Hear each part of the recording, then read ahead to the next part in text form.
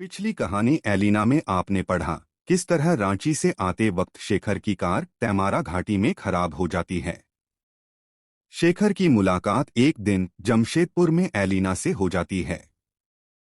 फिर दोनों में प्यार हो जाता है। अचानक शेखर को एलिना के बारे में पता चलता है कि वो एक आत्मा है। फिर उस आत्मा को मुक्त कराने के चक्कर में गोल पहाड़ी वाले बाबा की मौत हो जाती है। इससे पहले कि तैमारा घाटी पार्ट 2 सुनना शुरू करे, अगर इस कहानी का पार्ट 1 एलिना नहीं सुने हैं तो आगे की कहानी समझने के लिए हमारे चैनल पर इस कहानी को जरूर पढ़ ले।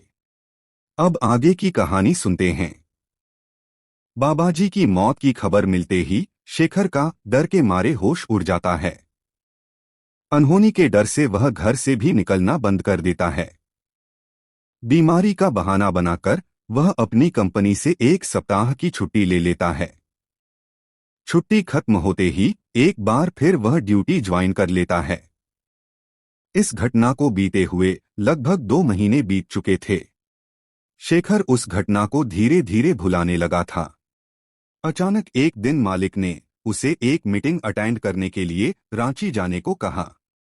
मजबूरी में ही सही, एक बार फिर वह रांची जाने के लिए तैयार हो चुका था। पिछली यात्रा की ही तरह इस बार भी गाड़ी अमर मिश्रा ही चला रहा था। गाड़ी अपनी पूरी स्पीड से दौड़ रही थी। दिन के लगभग 10 बजने वाले थे। कार तैमारा घाटी घुस रही थी। पिछली यात्रा की तरह इस बार भी जाम लगनी शुरू हो चुकी थी। मास्क लगाए एक महिला कांस्टेबल ने हाथ देकर गाड़ी रुकवा दी थी। तभी उस महिला कांस्टेबल से गेट का शीशा नीचे करते हुए अमर पूछा, इतनी लंबी जाम क्यों लगी है मैडम? तभी वह अपनी मास्क हटाते हुए बोली, आगे एक्सीडेंट में एक आदमी की मौत हो गई है। उस महिला कांस्टेबल के चेहरे पर नजर पड़ते ही शेखर का डर के मारे बुरा हाल हो चुका था। पसीने के साथ साथ वह कांपने भी लगा था। वह महिला कांस्टेबल शेखर को एलिना दिख रही थी। तभी अमर बोला, उस दिन जो गाड़ी ठीक करने इस जगह पर आई थी, लग रहा है वही तो नहीं है। शेखर ने उस घटना का जिक्र कभी भी अमर से नहीं किया था, इसलिए वह बिल्कुल नॉर्मल था। शेखर की स्थिति को देखकर अमर को कुछ भी समझ में नहीं आ रहा था। पानी पीने के बाद शेखर कुछ नॉर्मल हो गया था। जाम हटने लगी थी। गाड़ी एक बार फिर स्पीड पकड़ चुकी थी। अचानक तेज आवाज के साथ गाड़ी लड़खड़ाने लगी थी। अनुभवी ड्राइवर अमर मिश्रा ने गाड़ी को पलटने से बचा लिया था। गाड़ी की पिछली टायर उड़ चुकी थी। अभी भी गाड़ी तैमारा घाटी पार नहीं की थी। अमर ने स्टेपनी निकालकर चेंज कर दी थी। इस लगभग 20 मिनट को पार करना शेखर के लिए खौफ के 20 साल बीताने के समान लगा। लगभग टाइम पर ही शेखर रांची पहुंच गया था। मीटिंग खत्म होने के बाद वापसी यात्रा के लिए उसने अमर को रांची चाईबासा रोड से चलने के लिए कहा। अमर हैरान था, इस रूट से अतिरिक्त 80 किलोमीटर की यात्रा करनी पड़ती। बिना कुछ सवाल जवाब के अमर गाड़ी की स्पीड बढ़ा चुका था। आखिर 120 किलोमीटर के बदले 200 किलोमीटर की दूरी जो तय करनी थी। 11 बजे रात तक दोनों जमशेदपुर पहुंच गए थे। शेखर के चेहरे पर सुकून का भाव था, वहीं अमर के चेहरे पर निराशा का भाव था। बिना मतलब का लंबी यात्रा जो करनी पड़ी थी। रांची से लौटने के बाद एक बार फिर एलिना का खौफ शेखर के दिलो-दिमाग पर छा गया था। एक दिन रात के 10 बजे के लगभग शेखर जुबली पार्क के रास्ते से अपने घर जा रहा था। तभी उसे सामने तेजी से मोटरसाइकिल चलाकर आते हुई तैमारा घाटी वाली वही महिला कांस्टेबल दिखी। वह तेजी से उसके बगल से निकल गई थी। डर के मारे वह मोटरसाइकिल से गिरते गिरते बचा। किसी तरह वह अपने घर पहुंचा। उस रात सपने में भी वह महिला कांस्टेबल थी। एलिना का खौफ शेखर पर पूरी तरह हावी हो चुका था। आज सुबह से शेखर की बहन आयशा कुछ अजीब अजीब सी हरकत करनी शुरू कर दी थी। वह जमीन पर बैठकर जोर जोर से कभी हंस तो कभी रो रही थी। उसने अपनी बाल को बुरी तरह से बिखरा ली थी। वह बोले जा रही थी, मैं एलिना हूं। आयशा को मरना ही होगा। मुझे इसी घर में रहना है।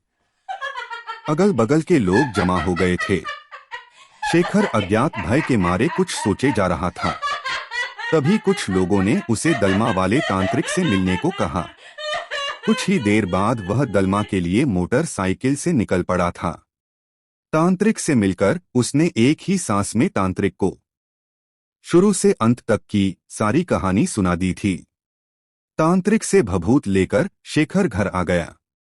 आयशा के माथे पर भभूत लगाते ही वह पहले जैसी नॉर्मल हो गई थी।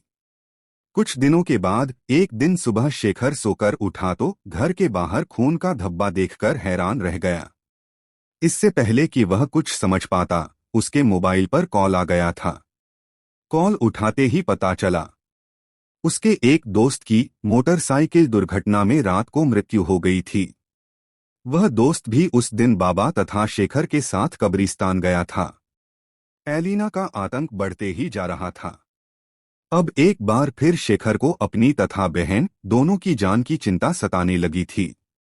एक बार फिर वह समस्या का स्थायी निदान के लिए तांत्रिक के पास डिमना चल चुका था। रास्ते में पुलिस चेकिंग हो रही थी। पुलिस ने शेखर की बाइक रोकवाकर कागजात जांच के लिए थाने के अंदर भेज दिया। कागजात जांच कर रही मैडम से जैसे ही शेखर की नजर मिली, शेखर की चीख निकल गई। वह चाहकर भी भाग नहीं पाया। वह वहीं गिरकर बेहोश हो गया। पुलिस वाले घबरा गए। तुरंत पानी का छींटा मारते ही शेखर होश में आ गया। एक बार फिर वह उस मैडम को देखकर भूत भूत चिल्लाने लगा। वह जोर जोर से बोले जा रहा था, यह एलिना मेरी जान ले लेगी। वह मुझे बचाओ की आवाज लगाने लगा था। तभी उसको डांट कर शांत कराते एक पुलिस वाले ने उसे बताया, यह मैडम यहाँ की नई इंस्पेक्टर है। पिछले महीने ही तैमारा घाटी थाने से यहाँ पर ट्रांसफर हुई है। अब शेखर कुछ शांत हो चुका था। तभी इंस्पेक्टर मैडम उससे पूछी, ये एलिना कौन है? तुम उससे क्यों डरते हो? शेखर ने शुरू से अंत तक की सारी घटना बता दी। इंस्पेक्टर मैडम के आंखों से लगातार आंसू निकल रही थी। एलिना उन्हीं की जुड़वा बहन थी। इंस्पेक्टर मैडम भी शेखर के साथ तांत्रिक से मिलने डिमना चल चुकी थी। तांत्रिक ने शेखर के गले में एक सिद्ध किया हुआ ताबीज पहनाते बोला, जब तक तुम्हारे गले में ये ताबीज रहेगी, तुम्हें कोई आत्मा कुछ भी नहीं बिगाड़ सकती है। तांत्रिक ने मंत्र पढ़कर सिंदूर देते शेखर से बोला, कल अमावस्या है। कल रात 12 बजे के अंधेरे में कब्रिस्तान जाकर उस कब्र के चारों ओर इस सिंदूर का घेरा बना देना। एलिना मुक्त होकर अपने लोक वापस चली जाएगी। तुम सभी को भी उससे मुक्ति मिल जाएगी। अगले दिन अमावस्या की रात को शेखर ने तांत्रिक द्वारा बताई गई विधि विधान से अपना काम पूरा कर दिया था। अपनी असली रूप में आकर एलिना की आत्मा सदा के लिए अपने लोक के लिए वापस रवाना हो चुकी थी। शेखर ने इंस्पेक्टर मैडम को अगले दिन रात वाली सारी घटना बता दी थी। एक बार फिर इंस्पेक्टर मैडम के आंखों में आंसू आ गए थे। शेखर के चेहरे पर संतोष का भाव नजर आ रहा था।